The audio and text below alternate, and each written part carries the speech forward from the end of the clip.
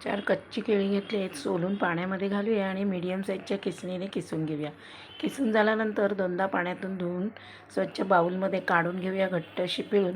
त्यातच हिरवी मिरची, लाल तिखट, हळद, पाव चमचा हिंग, जिरा पावडर आणि अर्धा वाटी कांद्याची पात घेतली बारीक चिरून ती घालूया. कोथिंबीर घालूया, अर्धा चमचा ओवा, चवीनुसार मीठ घालून पाव कप मक्याचं पीठ घालून व्यवस्थित मिक्स करूया. त्यातच पाऊण वाटी बेसन आणि अर्ध लिंबू पिळून घालूया. व्यवस्थित मिक्स करूया. 2 चमचे कडकडीत तेल करून घेतले ते घालूया आणि चमच्याने मिक्स करूया.